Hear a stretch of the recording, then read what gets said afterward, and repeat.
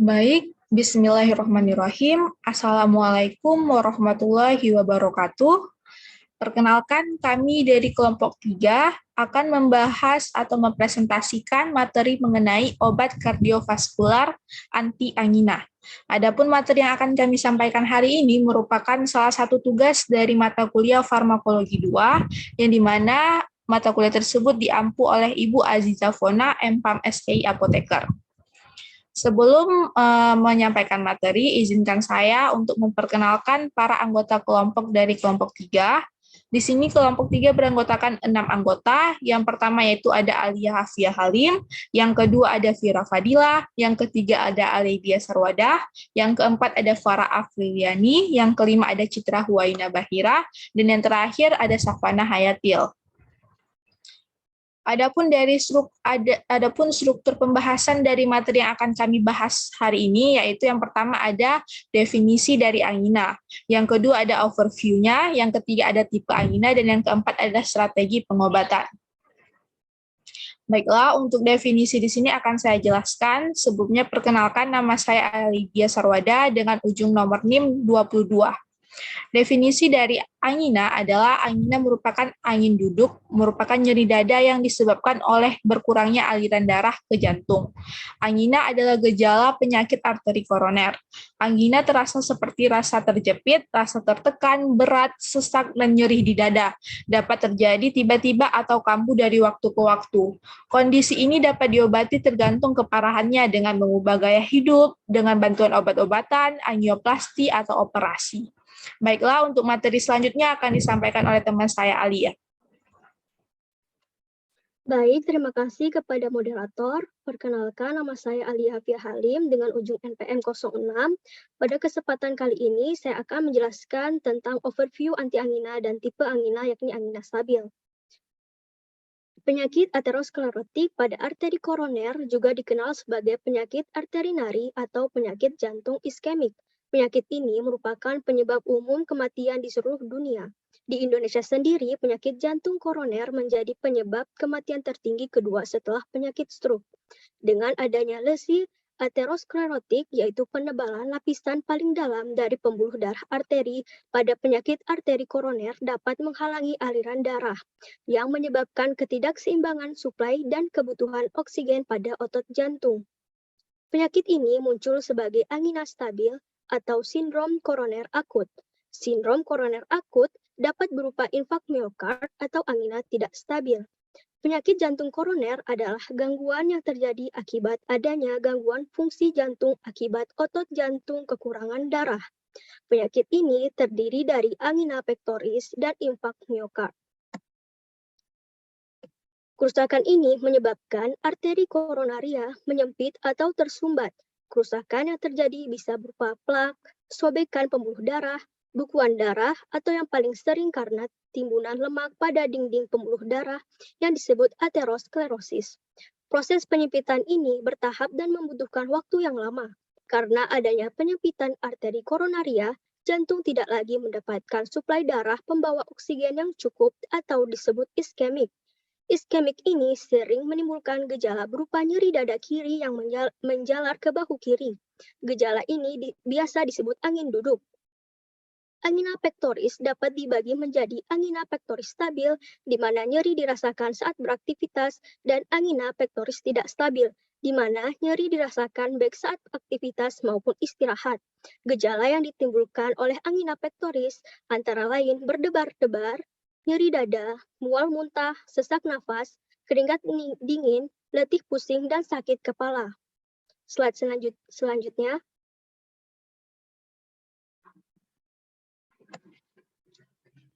Angina pectoris dibagi menjadi dua, yaitu angina pectoris stabil dan angina pectoris tidak stabil.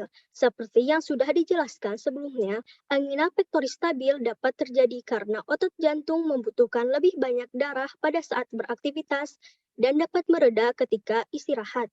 Sedangkan angina pectoris tidak stabil ini dapat terjadi ketika otot jantung membutuhkan lebih banyak darah pada saat beraktivitas maupun sedang tidak beraktivitas, atau dengan kata lain dapat terjadi kapan saja secara tidak teratur. Saat penimbunan lemak pada angina pectoris yang terus berlanjut, dapat terjadi sumbatan. Sumbatan ini membuat sel otot jantung sangat kekurangan oksigen dan akhirnya mati. Hal ini disebut infak miokard atau serangan jantung yang terjadi secara tiba-tiba. Infak miokard bisa dibedakan menjadi ST elevasi miokard infak dan non-ST elevasi miokard infak. Angina terjadi saat otot jantung membutuhkan lebih banyak darah, misalnya pada saat beraktivitas. Sedangkan suplai darah berkurang yang diakibatkan penyempitan atau penyumbatan arteri koroner. Pada saat beraktivitas, otot jantung memerlukan lebih banyak oksigen. Dengan adanya penyempitan arteri, membuat suplai darah ke otot jantung berkurang, sehingga terjadi iskemia. Dengan kata lain, angina pectoris terjadi karena ketidakseimbangan suplai oksigen dan kebutuhan oksigen pada otot jantung. Berbagai kondisi yang menyebabkan penurunan suplai darah di arteri koroner. Yang pertama ada vasopasme pembuluh darah. Hal ini terjadi karena adanya oklusi arteri yang diakibatkan oleh pembentukan trombos pada area plak aterosklerosis. Vasopasme ini merupakan penyebab terjadinya angina varian. Kemudian ada stenosis oleh plak aterosklerosis di dinding arteri koroner yang merupakan penyebab paling umum pada angina stabil. Kemudian terbentuknya trombosis pada arteri koroner. Ketiga hal ini yang merupakan penyebab terjadinya penyumbatan aliran darah di arteri koroner. Kebutuhan jantung akan oksigen meningkat terjadi karena peningkatan denyut jantung, peningkatan kontraktilitas jantung, serta terjadinya peningkatan afterload dan preload suplai darah yang berkurang dan kebutuhan oksigen yang meningkat. Hal inilah yang menyebabkan terjadinya angina pectoris. Slide selanjutnya.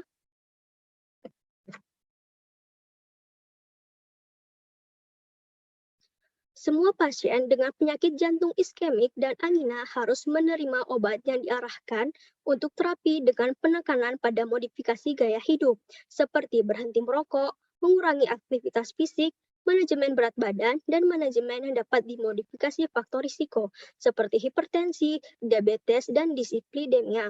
Untuk penanganan angina pectoris digunakan obat-obatan yang memiliki mekanisme kerja dengan cara menurunkan kebutuhan oksigen dan atau meningkatkan suplai oksigen ke otot jantung. Obat-obat yang masuk dalam kategori anti-angina yang pertama yaitu vasodilators, contohnya golongan nitrat dan kalsium channel blocker. Kemudian obat-obatan yang masuk kategori kardiak depresan, contohnya beta blocker dan kalsium channel blocker. Obat-obatan yang digunakan untuk pengelolaan angina stabil diringkas dalam gambar 21.1.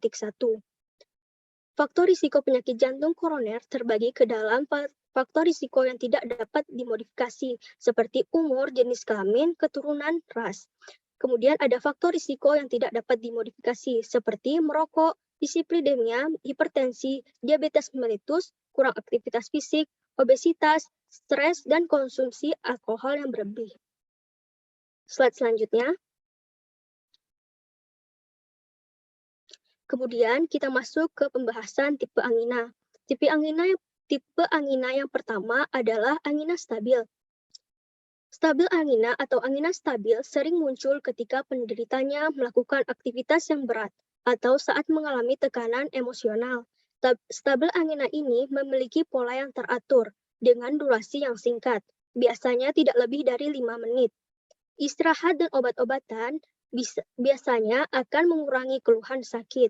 Stabil angina adalah angina yang diinduksi usaha dan sering disebut dengan angina klasik atau tipikal.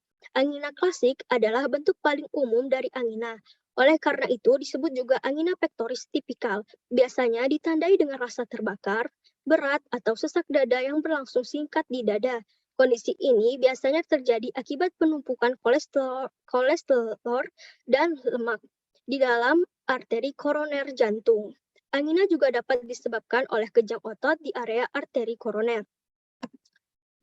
Angina pectoris stabil dapat disebabkan karena penyumbatan suplai darah menjadi berkurang, sehingga kebutuhan oksigen yang meningkat, dan jantung menjadi rentan terhadap iskemia kapanpun ada peningkatan permintaan suplai oksigen, seperti yang dihasilkan oleh aktivitas fisik, emosi, stres, atau penyebab lain. Angina pectoris tipikal ini dapat segera hilang dengan istirahat atau nitrogliserin. Ketika pola nyeri dada dan jumlah upaya yang diperlukan untuk memicu nyeri dada tidak bervariasi dari waktu ke waktu, maka angina tersebut dapat disebut dengan angina stabil.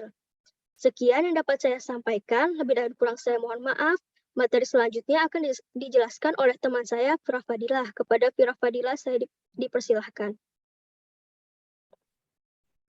Baik, terima kasih. Saya Fira Fadila dengan ujung NIM nomor 13 akan menjelaskan lanjutan dari tipe angina. B. Angina tidak stabil atau unstable angina. Unstable angina adalah suatu spektrum dari sindroma iskemik miokard yang diklasifikasikan antara angina stabil dan infark miokard. Angina tidak stabil terjadi ketika arteri yang memasuk darah dan oksigen ke jantung mengalami penyumbatan hingga mencapai tingkat kritis, karena adanya penumpukan plak di sepanjang dinding arteri yang menyebabkan si arteri menyempit dan menjadi kaku, sehingga mengurangi aliran darah dan oksigen ke otot jantung. Angina tidak stabil ini ditandai dengan nyeri dada dan sesak nafas yang terjadi saat istirahat atau selama beraktivitas, di mana frekuensi, intensitas, dan durasi serangan angina dapat meningkat secara progresif. Nah, angina tidak stabil ini biasanya timbul secara tidak terduga dan secara tiba-tiba. Bisa kapan saja dan bahkan saat sedang beristirahat. Biasanya itu berakhir setelah lebih dari 20 menit. Angina peroktis jenis ini tidak berkurang dengan istirahat atau nitrogliserin. C. Varian Prinzmetal vasospastik atau angina istirahat. Yaitu merupakan jenis angina yang cukup jarang terjadi. Biasanya muncul pada saat istirahat, pada malam hari, ataupun di pagi hari. Penyebab utamanya itu adalah spasme arteri koroner. Jadi apabila spasme terjadi di arteri koroner, maka bisa mengalami penyempitan dan aliran darah pun akan tersumbat, sehingga otot jantung akan kekurangan oksigen. Varian Prinzmetal ini umumnya akan merespon dengan cepat terhadap vasodilator koroner, seperti nitrogliserin dan penghambat saluran kalsium. Slide selanjutnya.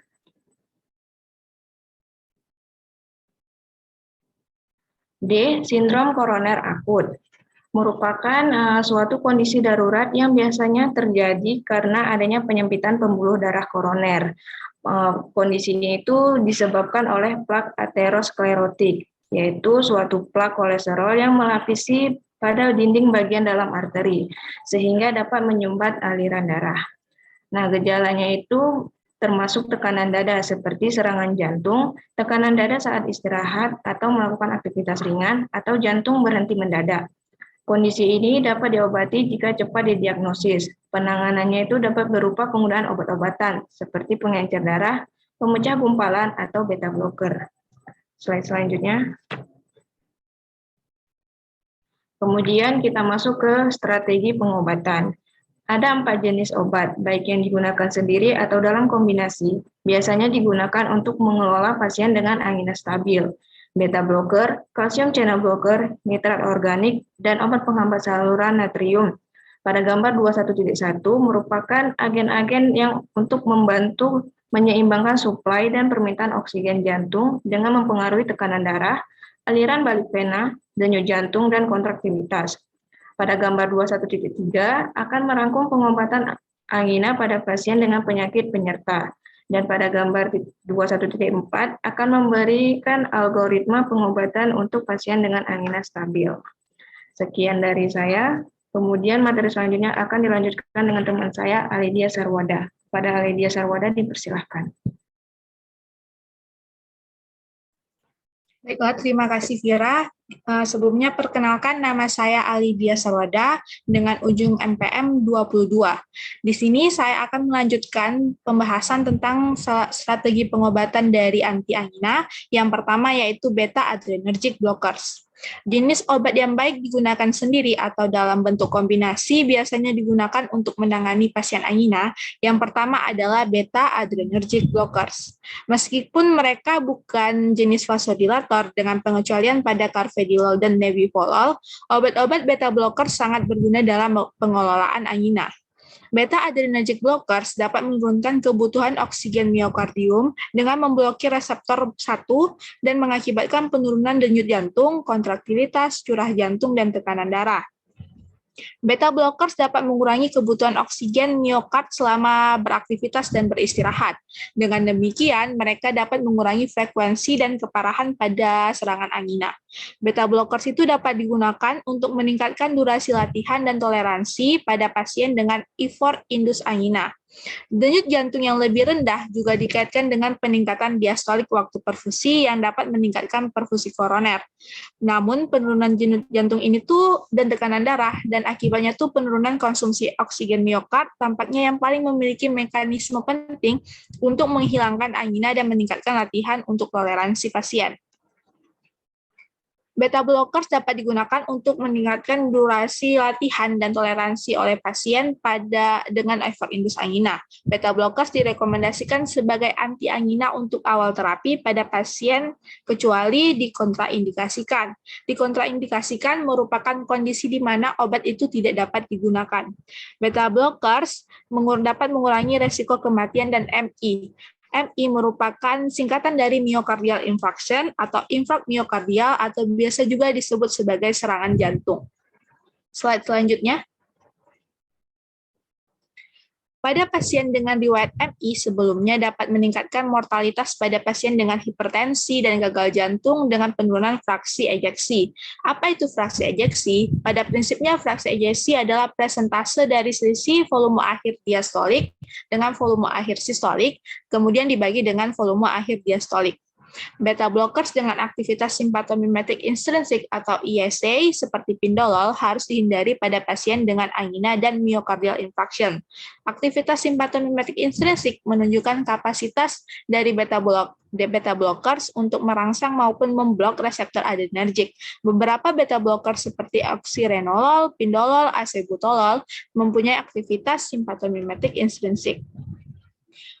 Dilakukan percobaan acak pada pasien dengan angina stabil, kemudian menunjukkan hasil yang lebih baik dan perbaikan gejala dengan beta blockers dibandingkan dengan kalsium channel blockers. Keduanya cenderung meningkatkan kebutuhan oksigen miokard.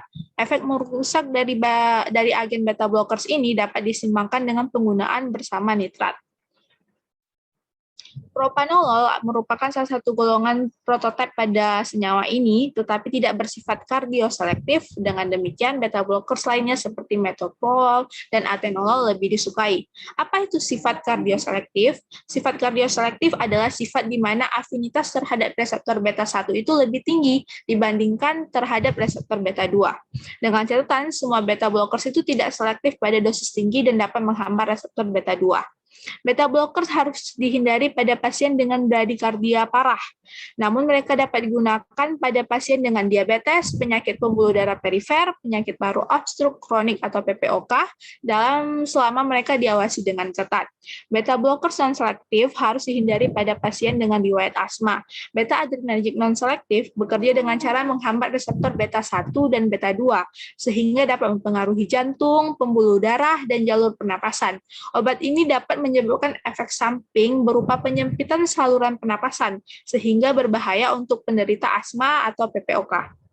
Dengan catatan, jika ingin berhenti terapi beta-adrenergic blockers ini itu tidak boleh dilakukan secara tiba-tiba, akan tetapi dilakukan dengan menurunkan dosisnya secara bertahap 2-3 minggu untuk menghindari adanya rebound angina, myocardial infarction, dan hipertensi. Kontraindikasi penggunaan beta blockers adalah asma dan kondisi bronkospastik lainnya, bradikardia berat, blokade antriventrikular, sindrom bradikardia takikardia, dan kegagalan ventrikel kiri yang tidak stabil. Komplikasi yang potensial termasuk kelelahan, gangguan toleransi latihan, insomnia, mimpi yang tidak menyenangkan dan memburuknya keladu di klasio, dan disfungsi ereksi. Baiklah, slide selanjutnya. Pada slide di sini ditampilkan pengobatan angina pada pasien dengan penyakit kontaminan. Ditunjukkan pada gambar di kotak yang berwarna kuning ini adalah menjelaskan penyakit-penyakit kontaminan yang dapat diderita pasien angina. Dan pada kotak yang berwarna hitam dan putih ini merupakan obat-obat yang umum digunakan untuk mengobati pasien angina tersebut. Jadi kotak yang berwarna hitam ini merupakan golongan obat yang sering digunakan atau yang umum digunakan, sedangkan kotak yang berwarna putih itu adalah golongan obat yang kurang efektif untuk digunakan pada pasien angina dengan penyakit kontaminan. Baiklah, pertama ada pasien angina dengan tidak adanya penyakit kontaminan. Ada 3 golongan obat yang dapat digunakan, yaitu yang pertama long acting nitrate, dan yang kedua beta blockers, dan yang ketiga ada calcium channel blockers. Dan yang kedua ada pasien angina dengan penyakit kontaminan recent myocardial infarction. Obat yang dapat digunakan yang pertama ada long acting nitrate dan yang kedua ada beta blockers. Dan yang ketiga ada pasien angina dengan penyakit kontaminan asma dan COPD atau chronic obstructive pulmonary disease atau PPOK, penyakit paru obstruktif kronis. Ada dua golongan obat yang dapat digunakan untuk mengobati anginanya. Yang pertama long acting nitrate dan yang kedua ada calcium channel blockers. Yang keempat ada pasien angina dengan penyakit kontaminan hypertension atau hipertensi atau darah tinggi, yang dimana ada 3 golongan obat yang dapat digunakan, long acting nitrate, beta blockers, dan calcium channel blockers. Akan tetapi long acting nitrate di sini adalah golongan obat yang kurang selektif untuk digunakan. Kemudian ada pasien angina dengan penyakit kontaminan diabetes, di mana ada 2 jenis golongan obat yang dapat digunakan. Yang pertama long acting nitrate dan yang kedua ada calcium channel blockers. Dan yang terakhir, pasien angina dengan penyakit ginjal kronis dapat menggunakan 3 golongan obat. Yang pertama long acting nitrate, beta blockers, dan calcium channel blockers. Akan tetapi beta blockers di sini merupakan golongan obat yang kurang selektif untuk digunakan. Baiklah, itu saja yang dapat saya sampaikan. Akan dilanjutkan oleh teman saya, Farah.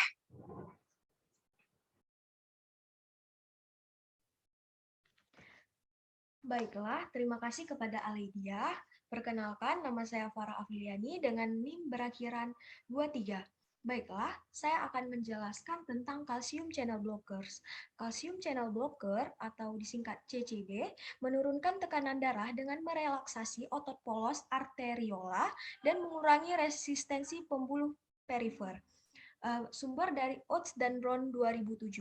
Adapun cara kerja calcium channel blocker yaitu dengan menghambat influx masuknya kalsium sepanjang membran sel. Ada 2 jenis kanal kalsium tergantung tegangan.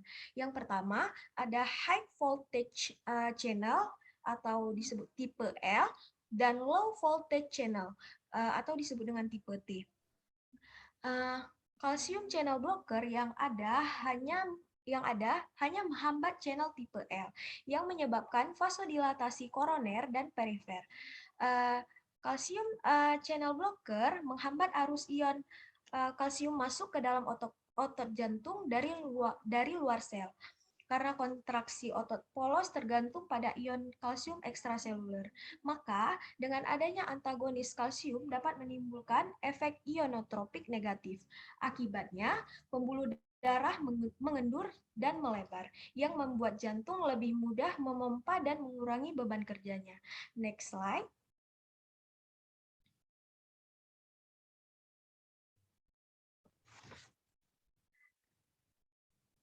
Adapun golongan calcium channel blocker dibagi menjadi 2. Yang pertama ada dihidropyridin yang termasuk di dalamnya ada amlodipin, felodipin, dan nifedipin yang atau berakhiran dengan dipin.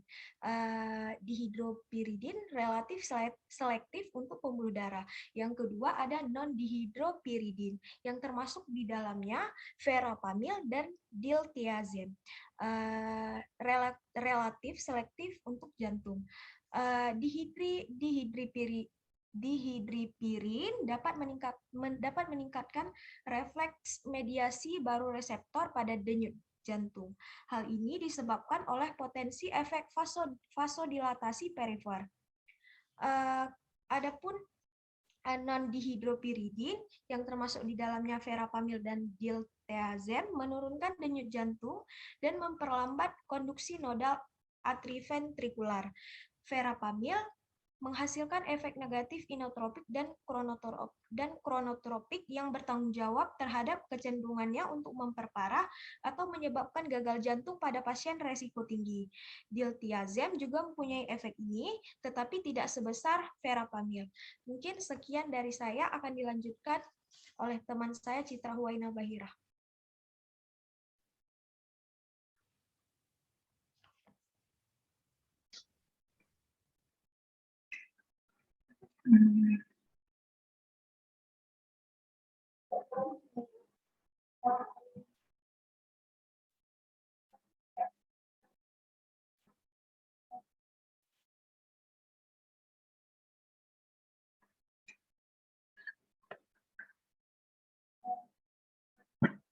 Baiklah, perkenalkan nama saya Citra Huwaina Bahira dengan ujung NIM 26. Di sini saya akan menjelaskan obat anti anggina golongan organik nitrat.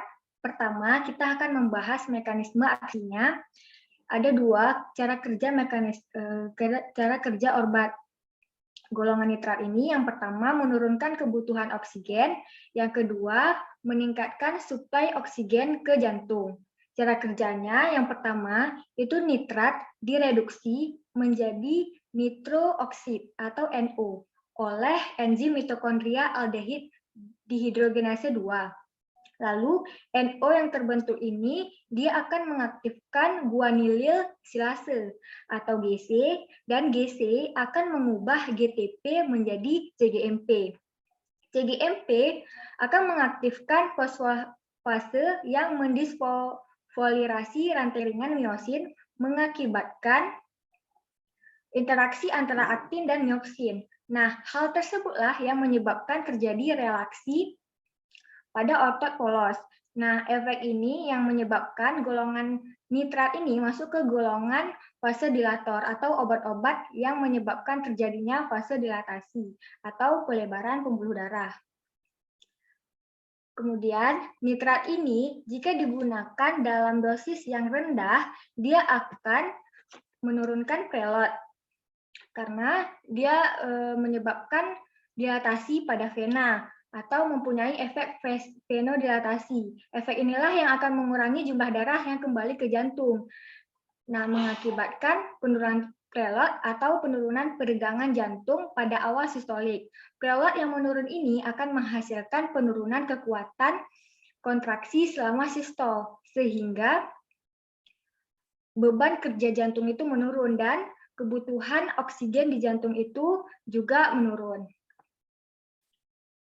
Tetapi jika diberikan obat golongan nitrat ini dengan dosis yang tinggi, dia akan menurunkan afterload. Afterload ini yang menurun itu juga akan menyebabkan kebutuhan oksigen di jantung menurun. Selain itu, obat golongan nitrat ini juga terbukti dapat melebarkan arteri koroner sehingga meningkatkan suplai oksigen ke otot jantung.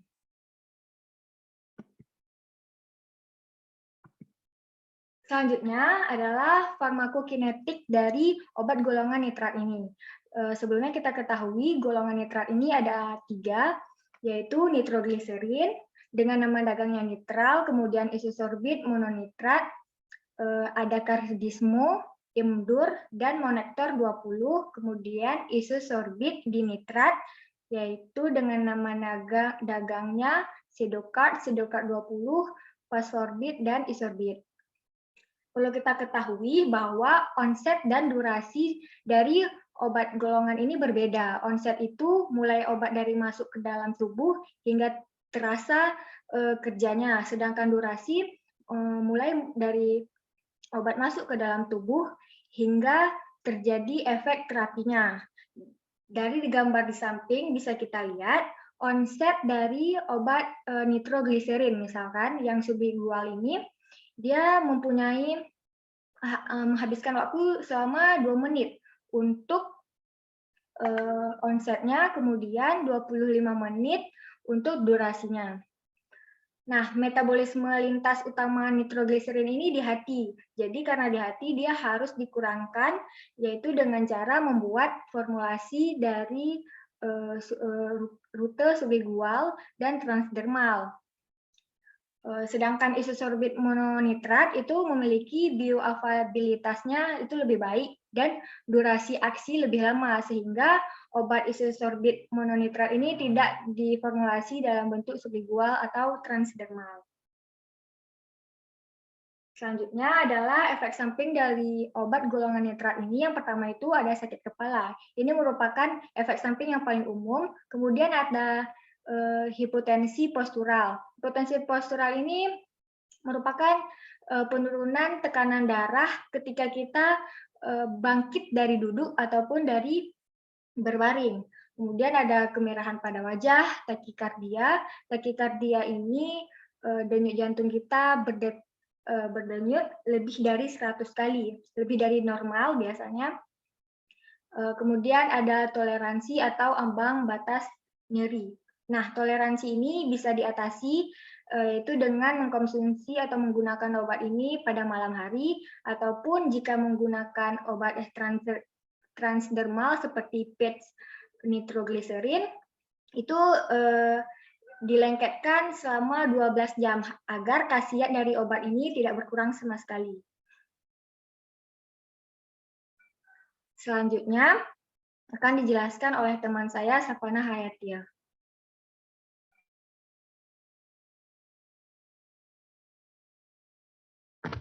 Baiklah, di sini saya akan menjelaskan.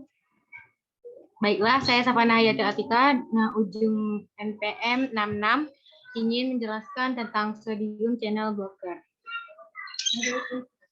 Ranolazine menghambat fase lato dari arus natrium, yaitu terlambat meningkatkan persamaan pasokan dan permintaan oksigen penghambatan hingga akhir mengurangi kelebihan natrium dan kalsium intraseluler, sehingga dapat meningkatkan fungsi diastoli. Ranolazine juga memiliki antiagnia serta anti-antimik yang tepat dan diindikasikan untuk pengobatan agnia kronis dan juga dapat digunakan sendiri atau dalam kombinasi dengan terapi tradisional lainnya. Ranolazine juga dimetabolisasi secara ekstensif di hati, terutama oleh keluarga CYP3A, yaitu lokus gen manusia, dan ABO oleh CYP2D6, yaitu adalah ultra rapid. Hal ini juga substrat P-glikoprotam. Dengan demikian, Ranogen tunduk pada banyak interaksi obat. Selain itu juga Ranolazine dapat memperpanjang interval QT dan harus dihindari dengan obat-obat lain yang penyebabnya dapat memperpanjang QT. Gambar 217 memberikan ringkasan karakteristik obat-obat antaginal. Berikut, next.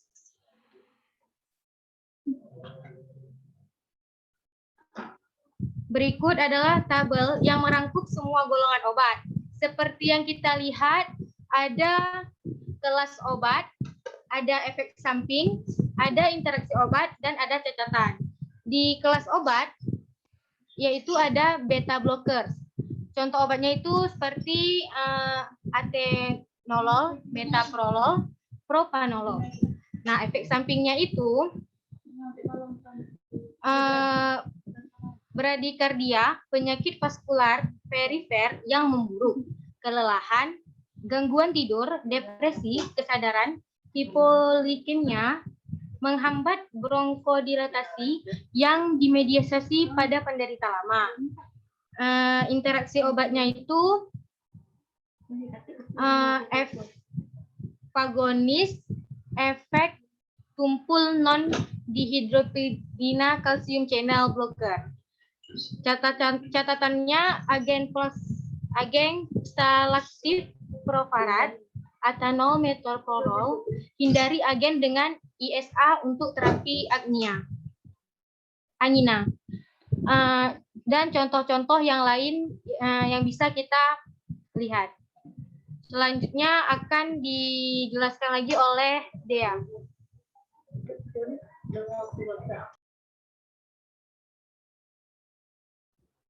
Baik, di sini saya akan melanjutkan penjelasan mind map dari golongan-golongan dan jenis-jenis obat yang umum dijual di pasaran untuk pengobatan anti-angina.